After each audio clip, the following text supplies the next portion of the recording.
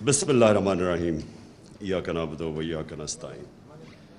میں آج اپنی نیشنل کونسل ممبرز سب کو ادھر ویلکم کرتا ہوں، اور جو ہمارا اصل آج یہاں آنے کا مقصد وہ یہ کہ اپنی جو کانسٹیٹیوشن ہے اس کو اپ ڈیٹ کریں۔ جو کامیابی کا کسی بھی آرگنائزیشن، انسان اور کسی بھی ملک کی کامیابی کا جو راز ہے وہ یہ کہ وہ کانسٹنٹلی اڈیپٹ کریں، اپنی غلطیوں سے سیکھیں اور پھر چینج کریں اپنے آپ کو۔ جو کانسٹیٹیوشن ہے وہ بھی ایک ایسی ہے کہ وہ ہم نے بڑی آئیڈیلزم میں آج سے 26 سال پہلے کانسٹیٹیوشن بنائی تھی، پھر اپنے تجربے سے ہم ریئلائز کرتے گئے کہ کئی چیزیں پریکٹیکل نہیں ہیں اس کے اندر، اور کئی ہم بہت ہی آئیڈیلسٹک تھے، اور پھر ملک کی بھی چیزیں دیکھتے دیکھتے ہم نے چینج بھی کیا اور اڈیپٹ بھی کیا، لیکن ایک نتیجے پہ ہم آ گئے۔ اور میں خاص طور پہ کیونکہ میں نے تو ساری پارٹی کی ایولیوشن دیکھی ہے، مجھے تو وہ دن یاد ہیں جب ہماری سینٹرل ایگزیکٹو کی میٹنگ جب ہوتی تھی تو مشکل سے ہمارے 25 لوگ میٹنگ میں ہوتے تھے سینٹرل ایگزیکٹو کی، اور وہ پھر ہم جب تصویر لینا چاہتے تھے نا، وہ میڈیا کے لیے تصویر دینا چاہتے تھے تو ہمیں پھر وہ ملازم کو بھی وہاں بٹھانا پڑتا تھا تاکہ وہ لگے کہ پارٹی میں زیادہ لوگ ہیں۔ اور مجھے اپنی عورتوں کی تنظیم بھی بڑی اچھی طرح یاد ہے، جب ہم عورتوں کی میٹنگ کرتے تھے تو وہ بھی پھر اپنے گھر کی ملازمہ بھی لے کے آیا کرتی تھی تاکہ وہ ذرا نمبر لگے کہ ہماری کوئی عورتوں کی بھی تنظیم ہے۔ تو وہ ایک ایسی پارٹی کی ایولیوشن اس کی ہوئی جو کسی اور پاکستان کی تاریخ میں پولیٹیکل پارٹی کی ایسی ایولیوشن نہیں ہوئی۔ ایک ہی پارٹی تھی، پیپلز پارٹی، جو کہ ہمارے سامنے 4 سال میں ایک دم اقتدار میں آ گئی، لیکن وہ اس پروسیس سے نہیں گزری جس پروسیس سے ہم گزرے۔ اور وہ جو 2 مین پارٹیز تھی، 2 پارٹی سسٹم، وہ ہمارے سامنے دونوں پارٹیز سکڑتی گئی ہیں۔ جو کہ فیڈرل پارٹیز تھی وہ چھوٹی ہوتی ہوتی اب رہ گئی ہیں، پروونسز بھی، اس کے بھی ایک سینٹرل پنجاب میں رہ گئی ہے، انٹیریئر سندھ کی پارٹی رہ گئی ہے۔ تو ہمیں ان سے بھی سیکھنا چاہیے کہ کیا وجہ ہے، ایک انسان اپنی غلطیوں سے سیکھتا ہے، ایک دوسروں کی غلطیوں سے سیکھتا ہے۔ تو ہم نے جو سب سے چیز ریئلائز کی کہ پارٹی کبھی گرو کر ہی نہیں سکتی اگر وہ ادارہ نہیں بنتی اور اس میں میرٹ نہیں ہوتا، اور میرٹ تب آتا ہے جب پارٹی کے اندر الیکشنز ہوتے ہیں۔ اور ہمارا انفارچونیٹلی ہم نے بڑے ایمبیشس الیکشنز کروائے تھے، ایک بہت بڑا الیکشن کروایا 11 مہینے کا، اور اس کے اندر بڑی ہمیں مشکلات کے سامنا کرنا پڑا، کیونکہ پاکستان میں کوئی پریسیڈنس ہی نہیں ہے الیکشنز کا پارٹی کے اندر۔ تو ہم نے اپنی طرف سے ایک پورا سسٹم ڈیولپ کرنے کی کوشش کی جو پوری طرح کامیاب نہیں ہوا۔ پھر ہم نے دوسری دفعہ ٹیکنالوجی کا استعمال کیا، وہ بھی انفارچونیٹلی وہ سسٹم ایسا تھا کہ پریکٹیکل جب اینڈ میں ہم نے اس کو ٹیسٹ کیا تو وہ ٹیکنالوجی وہ کامیاب نہیں ہوا۔ تو پارٹی کے الیکشنز کی سب سے امپورٹنٹ چیز یہ ہوتی ہے کہ جو الیکشن ہو وہ فری اینڈ فیئر ہو، لوگ سمجھیں اس کو، پروسیس میں بلیو کریں۔ اگر آپ کا الیکٹرل پروسیس ٹھیک نہیں ہے تو بجائے وہ پارٹی کو مضبوط کرنے کی وہ کمزور کر دیتا ہے، آپس میں لڑائیاں ہو جاتی ہیں۔ جب ایک بلیو ہی نہیں کرتے لوگ کہ یہ پروسیس ٹھیک ہوا تو پھر اندر آپس میں پارٹی کے اندر ڈویژنز پیدا ہو جاتی ہیں، تو وہ بجائے پارٹی کو مضبوط کرنے کے کمزور کر دیتی ہے۔ جس طرح کرکٹ کی دنیا میں جب نیوٹرل امپائرز آئے، نیوٹرل امپائر سے پہلے بھی ایک کرکٹ کی 150 سالہ تاریخ تھی، اور نیوٹرل امپائرز کے بعد بھی جو کرکٹ دیکھتے ہیں انہوں نے ایک اس کا وہ جو فیز دیکھا ہے۔ نیوٹرل امپائرز آنے سے پہلے اپنے امپائرز ہوتے تھے، اور زیادہ تر کرکٹ گراؤنڈوں کے اوپر لڑائیاں ہوتی تھیں، جو ہارتا تھا وہ کہتا تھا امپائرز کی وجہ سے ہار گیا، اور بڑی بدمزگی ہوتی تھی۔ جب سے نیوٹرل امپائرز آئے، اور اس میں ہم پائنیئرز تھے، سب سے پہلے پاکستان نے اس کو چیمپئن کیا، اور ہم نے 1986 میں پہلی دفعہ دنیا میں نیوٹرل امپائرز کھڑے کیے۔ اور اس سے کیا ہوا کہ آج آپ کرکٹ کی دنیا میں دیکھیں کہ سارے جو ہارتا ہے وہ ہار ایکسیپٹ کر جاتا ہے، امپائرز کے اوپر نہیں ڈالتا، بالکل چینج آ گیا۔ تو اسی طرح ہمارا بھی پرابلم یہ ہے کہ ہمارا پاکستان کے الیکشنز جو ہوتے ہیں کوئی بھی الیکشنز کے اندر سوائے 1970 کے جو بہت اچھا الیکشن ہوا تھا، اس کے علاوہ کوئی بھی الیکشن ایسا نہیں کہ جو ہارتا ہے وہ مانے کہ جی میں صاف اور شفاف الیکشنز کی وجہ سے ہارا ہوں.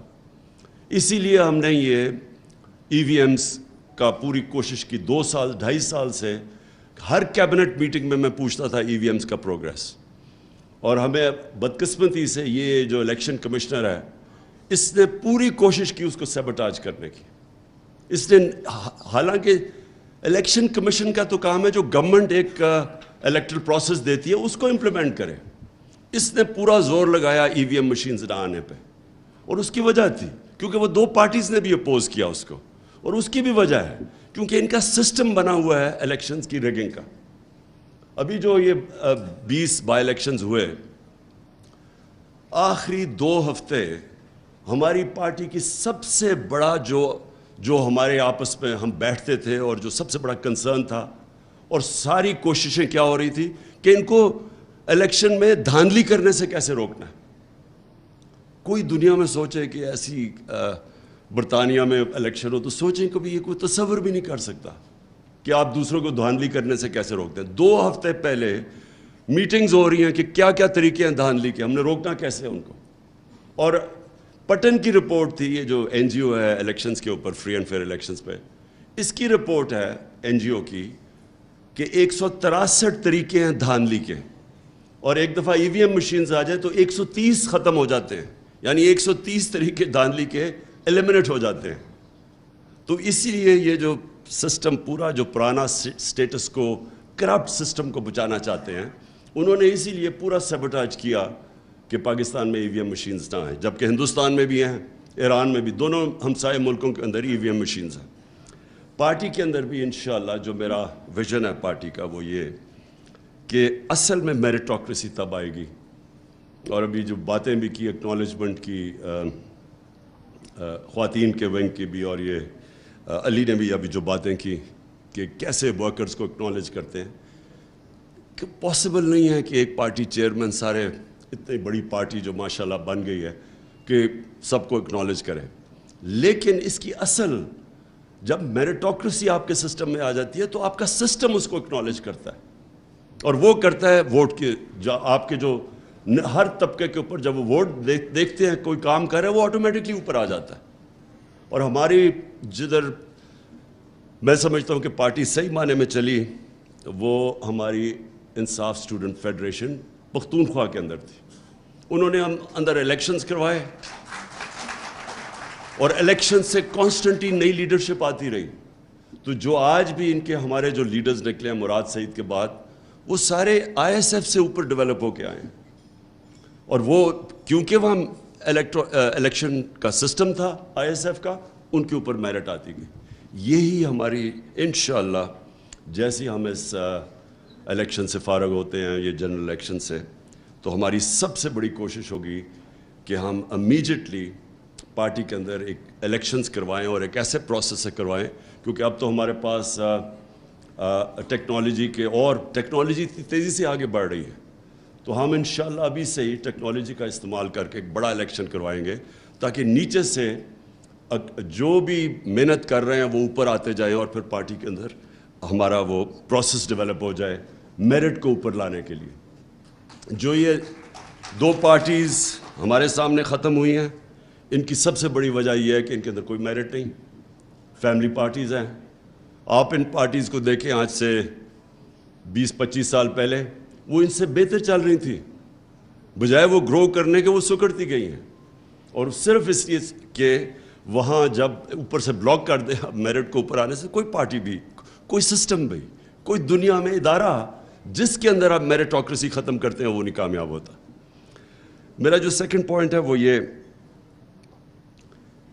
کہ ہم نے پارٹی کی آئیڈیالوجی، جس طرح ہمارا یہ تنظیمیں بنتی ہیں اور جو ہماری اب جو ہم پلان کر رہے ہیں، ہم نے جو یہ چینجز بھی لے کے آئے ہیں، یہ بالکل ٹھیک کہا آپ نے شاہ صاحب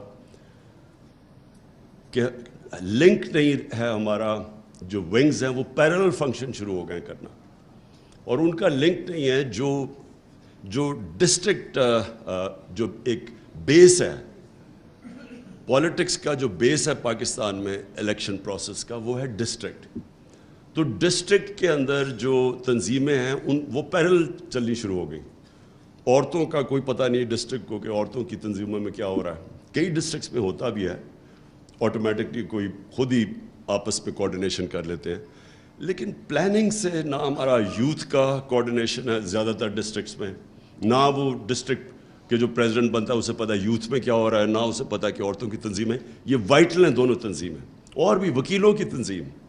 اب ہم نے ریئلائز کیا کہ وکیل وائٹل ہے ہماری پارٹی کے لیے.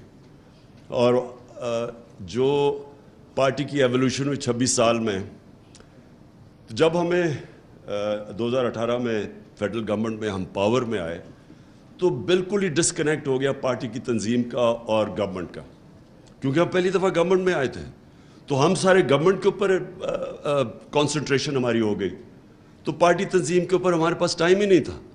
تو بالکل ایک فاصلہ بڑھ گیا, اور اس میں خاص طور پہ جو نقصان ہوا وہ ILF کو ہوا, جو ہماری لائرز فورم تھا ان کا ڈسکنیکٹ ہو گیا ہماری لا منسٹری سے, وہ علیحدہ ہو گیا. اس سے بڑا نقصان ہوا ہمیں, ہماری تنظیموں کو نقصان ہوا, اور جو ہمیں ضرورت تھی وکلا کی اس کو نقصان ہوا. سو آج ہمارا مین یہ ہے کہ ہم نے اب اس سب کو کوآرڈینیٹ کرنا ہے, اس ایفرٹ کو, اور ہم نے یہ جو ایک طرح مثلا عورتوں کی, یوتھ کی, ISF کی, ان کی گروتھ بھی نہ روکیں, کیونکہ ایک ورٹیکل ان کا اوپر تک ہونا چاہیے سسٹم, وہ اکنالج کرے کہ کون سی عورتیں پرفارم کریں گے, لیکن ساتھ ساتھ ان کی کوآرڈینیشن بھی ڈسٹرکٹ لیول پہ ہو. تو یہ ہم نے اب آج فیصلہ کیا کہ یہ دونوں چیزیں ساتھ ساتھ چلیں. اچھا, جو نظریہ ہے پارٹی کا یہ بڑا امپورٹنٹ ہے. میں نے ریئلائز کیا یہ 4 مہینوں میں, یہ 3.5 مہینہ میں, کہ ہماری اپنے پارٹی کے لوگ, ہمارے عہدیدار, میں نے ریئلائز کیا ان کو بھی پوری طرح ہمارے جو میں نظریہ لے کے 26 سال پہلے نکلا تھا, میں نے ریئلائز کیا ان کو بھی نہیں سمجھ اس کی. ہم کنفیوز کر جاتے ہیں کہ ہمارا پولیٹکس میں آنے کا مقصد کیا ہے, اسے کنفیوز کر دیتے ہیں, جو کہ پاکستان میں پاور پولیٹکس ہے. پلیز یہ ریئلائز کریں, 2 مختلف چیزیں ہیں. پاکستان اگر آج مشکل میں پڑا ہوا ہے تو اس کی بہت بڑی وجہ ہماری پاور پولیٹکس ہے. پاور پولیٹکس کا مطلب کہ کوئی نظریہ نہیں ہے اس میں, وہ صرف ہوتا ہے پاور میں آنے کے لیے کیا کرو. یہ 2 پارٹیز آپ کے سامنے ایک گولڈن مثال ہے, ایگزامپل ہے کہ کیسے ان کے اندر ٹوٹل اپرچونزم ہے. پاور کے لیے کوئی نظریہ نہیں ہے ان کا. یہی 2 پارٹیز کب سے 88 سے ایک دوسرے کو برا بھلا کہہ رہی ہیں, اور برا بھلا یہ نہیں کہہ رہی کہ نظریاتی ان کے کوئی اختلافات ہیں. ان کا صرف ایک ہی ہے کہ وہ ایک کہتی تھی وہ چور ہے, دوسرا کہتے تھے دوسرا چور ہے. یہ بڑے سیریس ایلیگیشنز ہیں. کرپشن کے کیسز انہوں نے ایک دوسرے کے اوپر بنائے تھے. یہ کہہ رہی تھی کہ یہ نواز شریف نے یہ ہدایبہ پیپر مل میں منی لانڈرنگ کی, یہ کیس پیپلز پارٹی نے بنایا تھا. اور یہ سرے محل کا کیس اور جو $60 ملین پڑا ہوا تھا زرداری کا سوئٹزرلینڈ میں, یہ نون لیگ نے کیس بنائے تھے. تو یعنی 2 پارٹیز ایک دوسرے کو یہ نہیں کہہ رہی کہ ہمارا نظریاتی اختلاف ہے, یہ دونوں ایک دوسرے کو کہہ رہی تھی کہ انہوں نے پاکستان کی عوام کا پیسہ چوری کیا ہے. یہ سیریس ایلیگیشن ہے. اور ہوا کیا کہ جیسے ہی یہ واپس آئے 2008 میں, چارٹر آف ڈیموکریسی کے نام پہ دونوں نے فیصلہ کیا کہ ہماری 2 دفعہ گورنمنٹس گئی ہیں کرپشن کے اوپر, تو ہم پاگل ہیں کہ ایک دوسرے کو ہم نقصان پہنچا رہے ہیں. تو دونوں نے مل گئے, 10 سال انہوں نے مل کے ملک کو لوٹا, اور کوئی ان کی آئیڈیالوجی نہیں تھی, صرف پیسہ پرزرو کرنا تھا. پیسہ بناؤ اور پرزرو کرو. اور یہ آج آپ کے سامنے اور ہی کلیئر آ گیا کہ وہ جو ایک دوسرے کے خلاف تھے سب اکٹھے ہو گئے ہمارے خلاف, تحریک انصاف کے خلاف سب اکٹھے.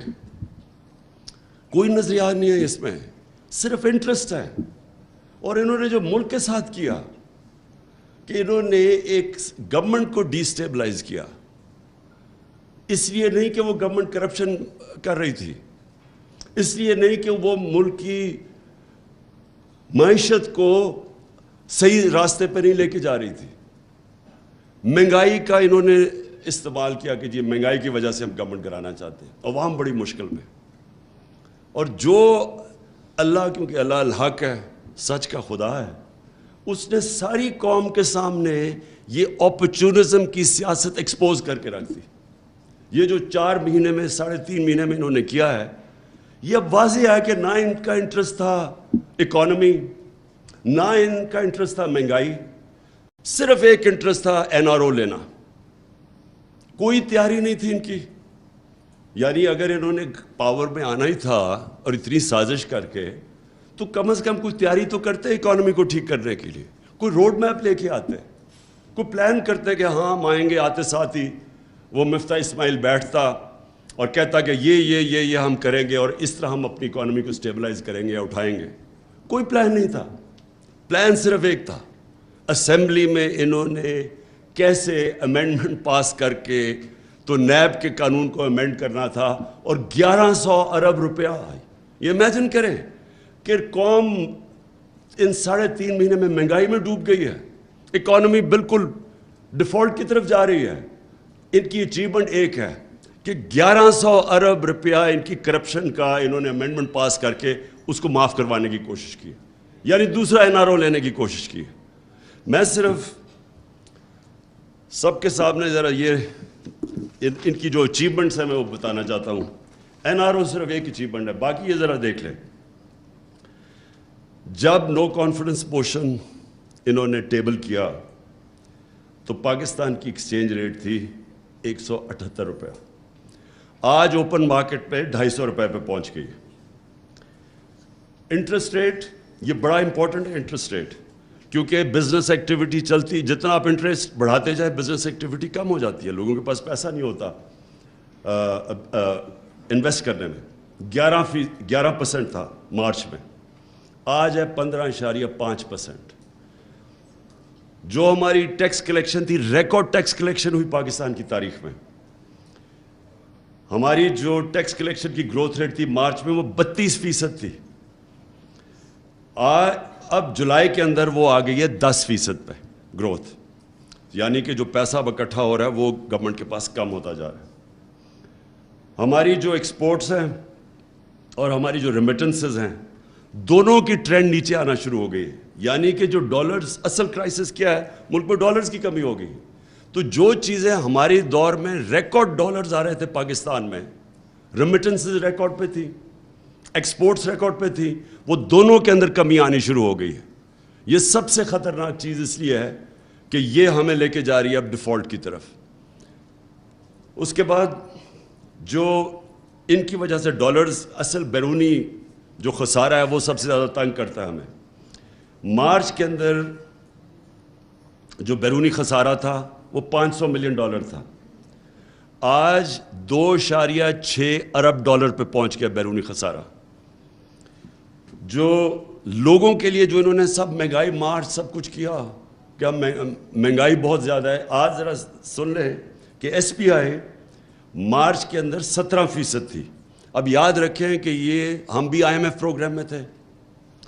یہ جو انٹرنیشنل کموڈٹی سپر سائیکل, یعنی جو قیمتیں اوپر گئی تھی تیل کی, وہ ہمارے دور میں بھی چلی گئی تھی. اس کے باوجود ہمارا جو SPI انفلیشن تھی, جو مہنگائی تھی, وہ 17% تھی, آج 38% ہے, 38%. اور جو گروتھ, جو یہ بھی خطرناک ہے, جو ہم نے ان دونوں حکومتوں سے کرونا کے باوجود سب سے زیادہ نوکریاں ہمارے دور میں دی گئی تھیں. امپلائمنٹ ہمارے دور میں سب سے زیادہ تھی, بلکہ فگرز آئی تھی ورلڈ بینک کی کہ بر صغیر کے اندر جس ملک میں سب سے کم بے روزگاری تھی وہ پاکستان تھا. اب گروتھ ریٹ جو ہمارے آخری سال میں 6% تھی, اب وہ پہنچ گئی, اب وہ پروجیکٹ ہو رہے 2.3% پہ. اس کا مطلب اکانومی کانٹریکٹ کرے گی, اس کا مطلب ٹیکس کلیکشن کم, اس کا مطلب بے روزگاری زیادہ. ریزروز جب نو کانفیڈنس موشن یہ انہوں نے درج کیا تھا, ٹیبل کیا تھا پارلیمنٹ میں, تو ہمارے ریزروز تھے 16.4 ارب ڈالر. آج وہ پہنچ گئے ہیں 8.5 ارب ڈالر, تقریباً آدھے ہو گئے. تیل, یہ ذرا بڑا امپورٹنٹ ہے آپ سب کے لیے, کہ اب مجھے یاد ہے 12 روپے ہم نے تیل کی قیمت بڑھائی تھی, تو بلاول نے کام پہ ٹانگنے والی مہنگائی مارچ شروع کر دی تھی سندھ سے, کہ وہ پتہ نہیں پبلک کتنی نکلے گی, 12 روپے پہ. اب یہ سنیں ذرا, ہمارے دور پہ جو تیل تھا انٹرنیشنل مارکیٹ میں وہ $110 کا تھا. انٹرنیشنل مارکیٹ میں ہمارے دور تیل $110 کا تھا. ہم جو پٹرول بیچ رہے تھے وہ 150 روپے لیٹر تھا, پیٹرول 150 روپے لیٹر, اور ڈیزل 144 روپے لیٹر. انٹرنیشنلی تیل کی قیمت تھی $110. آج انٹرنیشنلی تیل کی قیمت ہے $95, اور ڈیزل بک رہا, پیٹرول بک رہا ہے 227 روپے لیٹر, اور ڈیزل ہے 244 روپے لیٹر, جبکہ آپ کے سامنے. اور اس کے علاوہ جو عام لوگ استعمال کرتے ہیں کوکنگ آئل, گھی, اس کی قیمت نیچے آ گئی ہے انٹرنیشنل مارکیٹ میں, لیکن یہاں 200 روپے اوپر چلی گئی ہے گھی یا کوکنگ آئل کی قیمت. جو اور بڑی خطرناک چیز ہے وہ ہے large scale manufacturing, industrial growth, جو جس کی وجہ سے نوکریاں ملتی ہے, گروتھ ریٹ بڑھتی ہے. تو ہماری مارچ کے اندر, یہ بڑا امپورٹنٹ آپ کے لیے, لارج اسکیل مینوفیکچرنگ کی گروتھ 26% تھی. آج وہ مئی کے اندر وہ 10% پہ آ گئی تھی, 26 سے 10% پہ, اور آگے جو حالات نظر آ رہے ہیں وہ اس سے بھی نیچے آئیں گے. بجلی لوڈ شیڈنگ ہمارے دور میں اور یہ آج کمپیئر کر لیں اب لوڈ شیڈنگ کدھر ہے. کہنے کا میرا مقصد یہ ہے کہ جب انہوں نے یہ سازش کے تحت ہماری گورنمنٹ گرائی تھی تو پاکستان میں کون سا بڑا کرائسس آیا تھا, کیا ضرورت پڑی تھی ان لوگوں کو جو دیکھ رہے تھے یہ سازش ہو رہی ہے, اور انہوں نے فیصلہ کیا کہ جی ہم کچھ نہیں کریں گے. آج وہ بھی ذمہ دار ہیں یہ جو ہو رہا ہے ملک کے ساتھ. آج 4تھے نمبر پہ اب پاکستان دنیا میں وہ ملک جو سری لنکا کے بعد ڈیفالٹ کرنے جا رہا ہے, 4تھے نمبر پہ ہے. یہ جو ملک ادھر جا رہا تھا, جدھر یہ اب جا رہا ہے, پتہ نہیں کتنی دیر لگے گی کہ اس ملک کو آپ واپس اٹھائیں گے, کیونکہ اس کے بھی ڈائنامکس ہیں. جب بزنس کانفیڈنس ہی ختم ہو جاتا ہے. آج اب آرمی چیف کال کر رہے ہیں امریکنوں کو کہ وہ شرمن کو کہ جناب ہمیں IMF سے سفارش کر کے ہمیں وہ پیسے دلوا دیں. آپ سوچیں کہ ملک کا کیا حال ہے. یعنی یہ اگر گورنمنٹ کے اندر یہ حالات ہیں کہ گورنمنٹ کی کریڈیبلٹی اتنی نیچے چلی گئی ہے کہ ان کو آرمی چیف کو کہنا پڑ رہا ہے کہ جی ان کو ٹیلی فون کریں. اور گورنمنٹ کا سوچیں کہ نہ ان کی باہر کریڈیبلٹی رہ گئی ہے. وہ آپ نے شہباز شریف کی وہ ویڈیو دیکھ ہی لی ہوگی, وہ میں نے ویسے کافی دفعہ ویڈیو چلوائی تھی کہ ہم مجبور ہیں, میں بھیک مانگنے نہیں آیا. وہ آپ نے تو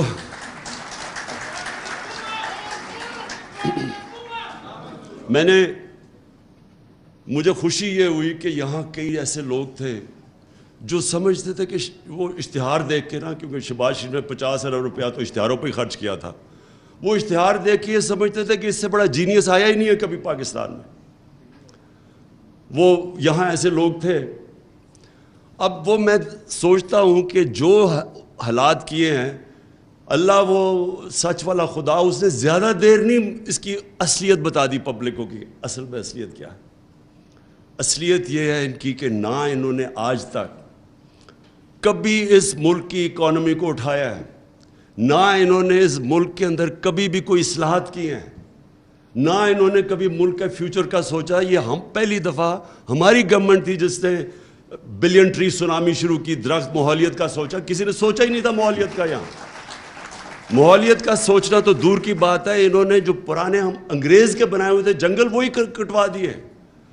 وہ جو چھانگا مانگا جنگل, ہمیں اپنی بچپن میں یاد ہے وہ چیچا وطنی، یہ ادھر جنگل تھا ہمارا کندیا میں، میاں والی میں، یہ سارے جنگل ختم ہو گئے ان کے دور میں.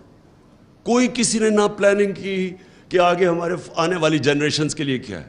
50 سال میں کوئی ڈیمز ہی نہیں بنی. یہ پہلی دفعہ ہماری گورنمنٹ نے آ کے آگے سوچا فیوچر جنریشنز کا، کیونکہ انہوں نے کبھی بھی آگے نہیں سوچا. یہ جو آج بجلی کا کرائسس آیا ہوا ہے، انہوں نے یہی نہیں سوچا کہ ہم اپنے جو بجلی بنائیں وہ اپنی لوکل ریسورس پانی پہ بنائیں جدھر ہماری ایڈوانٹیج ہے.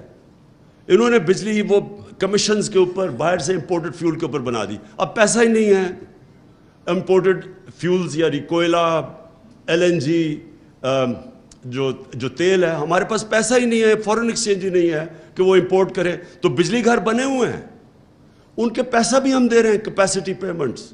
بجلی بنائیں یا نہ بنائیں ہم ان کو پیسے دے رہے ہیں، لیکن ہمارے پاس پیسہ ہی نہیں ان کو چلانے کے لیے. لہٰذا لوڈ شیڈنگ کی سارے ریکارڈ ٹوٹ گئے. یہ وہ لوگ ہیں، یہ دونوں پارٹیز. آپ 90s میں دیکھیں، ڈاکٹر عشرت حسین نے کتاب لکھی ہوئی ہے. اس کتاب میں انہوں نے بتایا ہے کہ کیسے ہندوستان پھر بنگلہ دیش 90s کے بعد ہمارے سے دونوں ملک آگے نکل گئے. اور وہ کیوں نکلے؟ وہ اس لیے نکلے کہ وہاں پھر ان کی گورنمنٹس ٹھیک ہو گئی اور ہمارے یہ دو فیملیز آگے ملک کو لوٹنے کے لیے. ان کی دولت کا ان کو خود بھی نہیں پتا کتنا ہے. انہوں نے جتنا پیسہ بنایا، میں گارنٹی کرتا ہوں ان کو پتہ ہی نہیں ان کے باہر کتنے بلینز آف ڈالرز پڑے ہوئے ہیں. لیکن ملک کا حال یہ ہے کہ جس ملک نے تیزی سے ان سے آگے ترقی کر رہا تھا، وہ ملک کا آج یہ حال ہے کہ 4تھے نمبر پہ انہوں نے پہنچا دیا ہے وہ ملک جو ڈیفالٹ کرنے جا رہا ہے. میں ایک چیز ضرور آگے اپنی پارٹی کی طرف سے، پہلے تو ہم اپنی تجویز دیں گے. دیکھیں، کبھی بھی اس ملک کے اندر ہمیں کبھی اجازت نہیں دینی چاہیے کوئی اس ملک کی قیادت کرے جس کا سب کچھ پاکستان میں نہ ہو. یہ کیا وجہ ہے کہ آپ پاکستان کے پرائم منسٹر بننا چاہتے ہیں، وزیر بننا چاہتے ہیں، پیسہ آپ نے ملک سے باہر رکھا ہوا ہے. بچے کہتے ہیں ہم پاکستان کے شہری نہیں ہیں، ہم برٹش پاسپورٹ ہولڈر ہیں، اس لیے جواب دہ نہیں ہیں. اربوں روپے کی پراپرٹیز میں یہ رہتے ہیں وہاں. جو یہ حسن، کیونکہ میں تو لندن جانتا ہوں، جو پراپرٹیز میں یہ رہتے ہیں وہ بلینز کے اندر ہے. میں آپ کو گارنٹی کرتا ہوں کہ برطانیہ کا کوئی پرائم منسٹر افورڈ نہیں کر سکتا ان علاقوں میں رہنے میں جدھر یہ اور اس کے بچے رہ رہے ہیں. برطانیہ کا 6 کروڑ آبادی ہے، ہماری 22 کروڑ ہے، اس کی 6 کروڑ، ان کا 50 گنا زیادہ ہمارے سے GDP ہے. ان کی سالانہ آمدنی 50 گنا ہمارے سے زیادہ ہے. ان کا کوئی پرائم منسٹر نہیں رہ سکتا مے فیئر اور ہائیڈ پارک میں جس طرح یہ نواز شریف اور اس کے بچے رہ رہے ہیں، اور ایک نہیں بتا سکتے کہ پیسہ کیسے گیا پاکستان سے باہر. تو کیا وجہ ہے کہ ہمارا ملک، کہ ہمارے ملک کی لیڈرشپ، ایلیٹ ملک سے باہر سارا پیسہ باہر رکھتے ہیں، باہر پراپرٹیز ہیں، باہر آف شور اکاؤنٹس ہیں، اور ملک کی قیادت بھی کرنا چاہتے ہیں. اگر آپ کے پاس آج باہر، آپ ملک کے باہر پیسہ رکھا ہوا ہے تو 3 وجوہات ہیں. ایک کہ چوری کا پیسہ، کرپشن کا پیسہ ہے، آپ کو چھپانا پڑتا ہے کیونکہ اگر آپ ملک میں رکھیں گے تو وہ نظر آ جائے گا، اس لیے آپ کو ملک سے باہر بھیجنا پڑتا ہے. زیادہ تر ڈیولپنگ ورلڈ کے اندر ایلیٹس اس طرح پیسہ باہر بھیجتی ہے کیونکہ وہ اربوں میں جب پیسہ بناتی ہیں تو وہ تو بستر کے نیچے نہیں چھپ سکتا. وہ کبھی کبھی کوئی، وہ جس طرح کوئی سندھی پولیٹیشین تھا، اس کے گھر کے اندر ہی سونا پتہ نہیں کتنا ملا، عموماً وہ باہر بھیج دیتے ہیں پیسہ. یا پھر آپ ٹیکس بچانا چاہتے ہیں اس لیے آپ پیسہ باہر بھیج دیتے ہیں، یہ بھی بڑے بزنسز بھیجتی ہیں. لیکن تیسرا ایک کیٹیگری ہے جو ایک سمجھتی ہے کہ پاکستان چلے گا ہی نہیں آگے، یعنی پاکستان کسی ٹائم پہ بینکرپٹ ہو سکتا ہے. جو لوگ قیادت میں آ کے بلیو ہی نہیں کرتے پاکستان میں، کیونکہ اس لیے وہ انشورنس پالیسی میں پیسہ باہر بھیج دیتے، تو ان کو کیا حق ہے اس ملک کی قیادت کرنے کا؟ اس ملک کی قیادت اس کو کرنی چاہیے ان لوگوں کو جن کا سب کچھ پاکستان میں ہو، سٹیک پاکستان میں ہو، جینا مرنا پاکستان میں ہو. اور یہ آپ سے نہیں ہے، یہ ہماری بڑی بدقسمتی ہے کہ ہم نے اپنی آنکھوں کے سامنے دیکھا کہ یہاں کی لیڈرشپ کھلے عام لندن کے اندر اب پراپرٹیز لینی شروع کر دی. اور یہ نہیں، وزیروں کی بھی پراپرٹیز ہیں باہر. پھر بزنسز بھی پراپرٹیز باہر لے جاتے ہیں, ہمارے بڑے بڑے ایکسپورٹرز وہ بھی پھر باہر پراپرٹیز لے جاتے ہیں. اور یہ آج سب سے بڑا کرائسس ہے, ڈالر کا کرائسس آیا ہوا ہے. تو دوسروں کو کہہ رہے ہیں کہ پاکستان میں پیسہ لے کے آؤ. سب سے بڑا ایسٹ پاکستان کا اوورسیز پاکستانی ہے. ان کو ہم کہہ رہے ہیں پاکستان پیسہ لے کے آؤ, اپنا پیسہ باہر لے کے جا رہے ہیں. اس وقت پاکستان کس کے اوپر چل رہا ہے؟ ہمارے بیرون ملک پاکستانی جو کہ دن 15 گھنٹے کام کر کے پیسہ پاکستان بھیجتے ہیں, ریمیٹنسز. ہمارا جو ورکر ہے وہ جا کے محنت کش جا کے پیسہ پاکستان بھیجتا ہے, اور یہاں ہمارے بیٹھے ہوئے ہیں یہ مگرمچھ جو یہاں سے پیسہ باہر بھیج دیتے ہیں. یہ جب تک ہم ملک کے اندر اس طرح کی قیادت کا راستہ نہیں بند کریں گے, جو بلیو کرتے ہیں اس ملک کے اندر, جو کہتے ہیں کہ اگر ملک نیچے جائے گا تو میں بھی ساتھ نیچے جاؤں گا, وہ پھر دن رات کام کرے گا اپنے ملک کے لیے. وہ لوگ جن کا سٹیک ہی نہیں ہے, آپ سوچیں 30% روپیہ ڈیویلیو ہوا ہے, 30% ہمارا روپیہ ڈیویلیو ہوا ہے.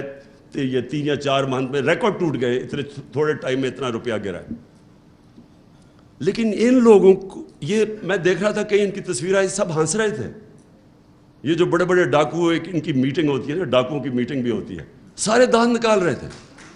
ان کو اگر 30% پیسہ ملک کا, یعنی ہم سب کا 30% ویلیو نیچے گر رہی ہے ہمارے پیسے کی, تو ان کو تو فائدہ ہو گیا. ان کو تو 30% پیسے اوپر چلے گئے. ان کے خوش تو اس لیے ہیں, ان کو کوئی فرق ہی نہیں پڑتا کہ اگر روپیہ اپنا ویلیو لوز کرے گا, اگر ڈالرز میں پیسے پڑے اور پراپرٹیز آپ کی باہر ہیں تو آپ کو تو فائدہ ہو رہا ہے.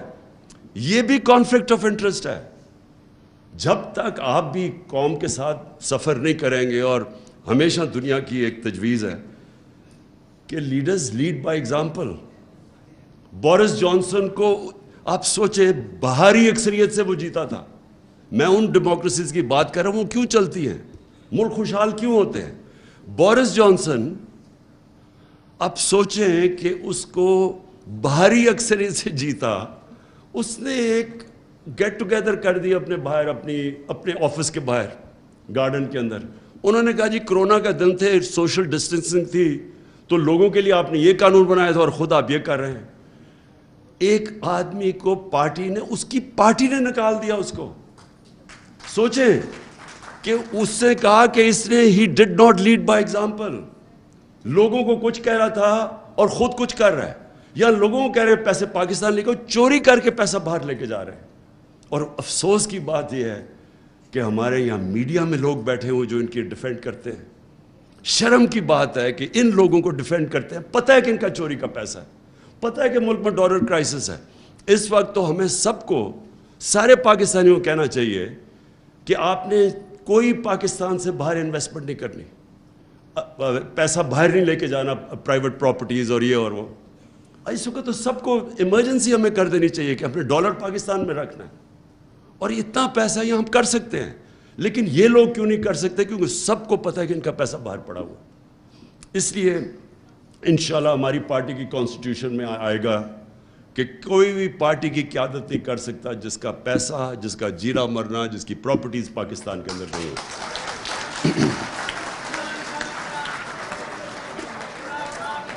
میں آخر میں جی, میں پھر سے آپ کی جو آئیڈیالوجی جو پارٹی کی ہے اس کے اوپر میں آنا چاہتا ہوں. دیکھیں, 2 طرح کی جو علی نے بات کی, ہم نے اپنے کارکنوں کو نچلی سٹیج کے اوپر سمجھانا ہے.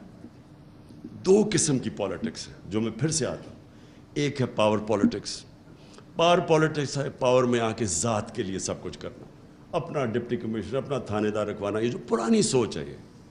اور دوسری ہے جدھر پالیٹکس عبادت بن جاتی ہے, جدھر آپ ایک بڑے مقصد کے لیے پالیٹکس کرتے ہیں, جدھر آپ اپنی ذات سے باہر نکلاتے ہیں. یہ جو ہے ہم نے اپنے کارکنوں کے اندر اپنے اور انشاءاللہ اپنے بچوں کے اندر یہ فیڈ کر دینی ہے. میں نے یہ فیصلہ کیا کہ ہم نے اپنی پارٹی کی آئیڈیالوجی کے اوپر پورا زور لگانا ہے. میں آپ یقین کریں کہ میں یہ دیکھ رہا تھا جس دن ہمیں انہوں نے میں یہ جب اپنے ادھر پرائم منسٹر ہاؤس سے اپنی ڈائری پکڑ کے جب میں گھر گیا تو میں نے اگلے دن میں اور بشرا بیگم اگلے دن آرام سے بیٹھے سوچ رہے تھے کہ چلیں بڑی دیر کے بعد ریسٹ ملا ہے اب تو آرام سے ہم ریلیکس کریں گے، اور ہم شام کو رات کو بڑی دیر کے بعد فلمیں دیکھ رہے تھے، کوئی ٹی وی بھی دیکھ رہے تھے، تو ایک دم میں نے فون بھی نہیں میں دیکھ رہا تھا، اس لیے کہ جب میری تو زندگی گزری ہے نا اونچ نیچ میں، ہارتے ہیں تو آپ کیا ہوتا ہے، جیتتے ہیں آپ کیا ہوتا ہے، ہارتے ہیں آپ کے رشتہ دار بھی آپ سے منہ پھیر لیتے ہیں، جیتتے ہیں تو آپ کی ساری دنیا آپ کے پاس آ جاتی ہے، اور تو میں نے تو ساری زندگی یہ دیکھا ہے. تو میں نے سوچا کہ چلے آفس سے آ گئے ہیں تو آج بڑا کیا فائدہ فون دیکھنے کا، کیونکہ وہ سارے ہی خوش ہو رہے ہوں گے لوگ اندر سے جو ہمارے دشمن ہیں. تو ایسے ہی میں نے فون دیکھا کوئی 11 بجے، تو میں اس فون کے اوپر دیکھ رہا ہوں کہ پبلک سڑکوں کے اوپر نکلی ہوئی ہے.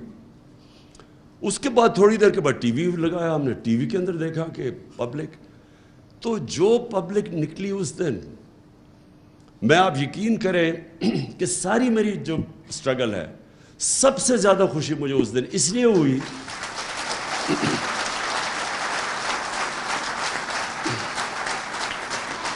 کہ اس لیے کہ دیکھیں کامیابی کیا ہوتی ہے. میرے لیے کامیابی کیا ہے؟ میرے لیے کامیابی پرائم منسٹر ہاؤس. میں یہ شاہ محمود کو کہتا ہوں کہ میں زندگی میں کبھی اتنی مشکل نہیں گزاری جو 3.5 سال میں نے گزاری تھی. یعنی اتنا مشکل تھا وہ، کیونکہ ہر روز کوئی نیا مسئلہ آ جاتا تھا اور کوئی چھٹیاں نہیں تھی. 5 دن گھر سے باہر رات کو کھانے بھی کھائے 3.5 سال میں، کئی چھٹیاں ہالیڈیز کچھ نہیں. لیکن یہ جو مجھے خوشی ملی کہ جب آپ دیکھتے ہیں کہ آپ کی قوم کے اندر شعور آ گیا ہے، جب ایک ہجوم قوم بن گئی ہے، یہ مجھے خوشی ملی کہ دیکھیں پاکستان کو پتہ ہی نہیں کہ پاکستان کتنا طاقتور اللہ نے بنایا. ہمیں اپنی طاقت کا ہی نہیں پتا. ہم وہ لوگ ہیں جن کو سمجھ ہی نہیں ہے کہ یہ کتنی بڑی نعمت ہے یہ ملک. ہم وہ ہیں جن کے اندر کوئی کبھی سمجھ نہیں آئی نظریہ پاکستان کیا تھا. پاکستان کا مطلب کیا؟ لا الہ الا اللہ. اور لا الہ الا اللہ کا راستہ وہ ہے اور ہم اس راستے پہ نکلے ہوئے ہیں. جو قوم کیسے بننی تھی؟ تیرا میرا رشتہ کیا؟ لا الہ الا اللہ. کیونکہ وہ کیا تھا کہ وہ قوم کو اکٹھا، جب آپ کا نظریہ ہوگا تو آپ نیشن بنیں گے نا. نظریہ تو وہ ہے، سمپل نظریہ ہے ہمارا. اسی کے اوپر مدینہ کی ریاست میں نبی صلی اللہ علیہ وسلم نے سب کو اکٹھا کیا تھا، سب انسانوں کو اکٹھا کیا تھا. مساق مدینہ میں اس میں وہاں کرسچنز بھی تھے، اس میں یہودی بھی تھے، ان سب کو انہوں نے کمیونٹی میں بنا دیا تھا، انسانوں کو اکٹھا کیا تھا. اس لیے ان کو رحمت العالمین کہتے ہیں، سب انسانوں کے لیے رحمت بن کے. ہم نے کبھی اس کا نہ اس کے اوپر کوئی تبصرہ کیا، نہ سوچا کہ یہ کیوں بنا تھا ملک، کیوں ہندوستان کے مسلمانوں نے پاکستان کو ووٹ دی تھی. کیونکہ وہ ایک بڑا پاکستان کا، اس کے اوپر آئے نہیں، اور آہستہ آہستہ ہم ادھر نکل گئے جدھر یہ جو آج ہمارے حالات ہیں. اس سے ہم نکلیں گے یہ نظریے کی وجہ سے جب پاکستانی یہ ریلائز کر لیں گے کہ ہم ایک بڑے مقصد کے لیے بنے تھے اور ہم ایک قوم ہیں. تو قوموں کے لیے یہ قرضہ اتارنا کوئی مشکل کام نہیں ہے.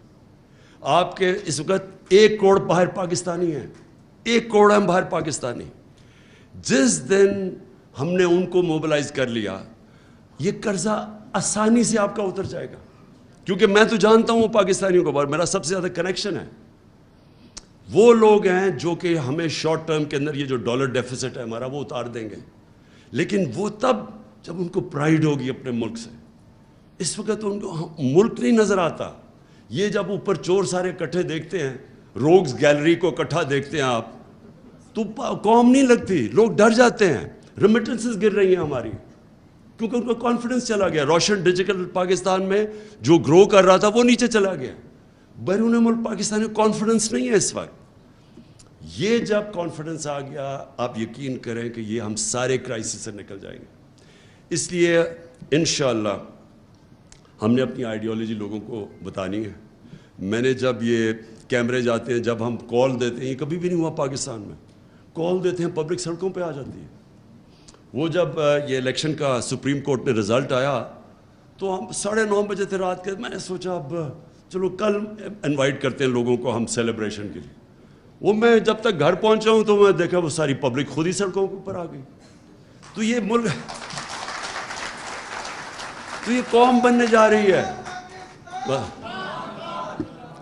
قوم بننے جا رہے ہیں. اور یہ ہے سب سے خوشائن چیز. آج ہم نے اپنی تنظیمیں اس لیے بنانی ہیں کہ اس وقت سب سے بہتر ٹائم ہے اپنی پارٹی کو منظم کیا جائے. ہم نے 26 سال میں منظم کرنے کی نہیں کوشش کی. ہماری جو کانسنٹریشن تھی وہ ہم تحریک تو چلا دیتے تھے لیکن پارٹی نہیں بنتی تھی، کیونکہ ہم نے کبھی بھی ایک کنسرٹڈ ایفرٹ پارٹی بنانے کی نہیں کی. اور جب پارٹی بنتی ہے اس کی نظریہ ہمیشہ سامنے ہوتا ہے. پارٹیز نظریے پہ بنتی ہیں. تو نظریہ تو اب ایسا ہے، میں نے جب وہ دیکھا وہ کیمرہ لے کے جاتا ہے کراؤڈ کے اندر، یہ جو پبلک نکلتی ہے خود ہی سڑکوں پہ، تو میں دیکھتا ہوں کہ چھوٹے چھوٹے بچوں کو بھی ہمارا نظریہ کا پتہ چل گیا. ہمارے چھوٹے بچوں کے سامنے جب وہ مائک لے کے جاتے ہیں تو میں حیران ہوتا ہوں کہ وہ بھی سمجھ گئے ہیں کہ لا الہ الا اللہ پاکستان کا مطلب. لیکن بدقسمتی سے میری پارٹی کو ابھی تک پوری طرح میرا نظریہ نہیں پتہ چلا. تو اس لیے میں نے یہ فیصلہ کیا کہ پارٹی کو منظم کریں ہم، اور انشاءاللہ پھر ان کی نظریاتی طور پہ اس کو مضبوط کریں، اور انشاءاللہ اس اگلی الیکشن کے اندر 2/3 اکثریت لیں انشاءاللہ.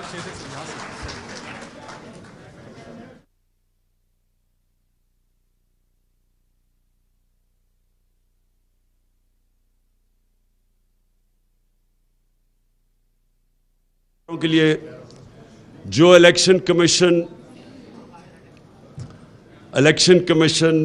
کے اوپر 2 اب پاکستان کی اسمبلیز نے ریزولوشن پاس کیے ہیں کہ کوئی کانفیڈنس نہیں ہے ان کے اوپر، اس الیکشن کمیشنر کے اوپر. اور پختونخوا کی اسمبلی نے آج پاس کیا ہے، پنجاب اسمبلی نے کل پاس کیا. اس کا مطلب کہ تقریباً 80% پاکستان کی آبادی کوئی اس الیکشن کمیشن کے اوپر کانفیڈنس نہیں ہے. سن لیں، میں انشاءاللہ میں آپ سب کو، ہم نے ایک پرامن جمعرات کو دوپہر کو ہم نے الیکشن کمیشن کے سامنے پروٹیسٹ کرنا ہے کہ یہ ریزائن کریں، کیونکہ جب 80% پاکستان کی جو آبادی کو ریپرزینٹ کرتے ہیں ان کو کانفیڈنس نہیں ہے، کوئی کسی صورت اس الیکشن کمیشن کو اگلے الیکشنز کنڈکٹ نہیں کرنے چاہیے.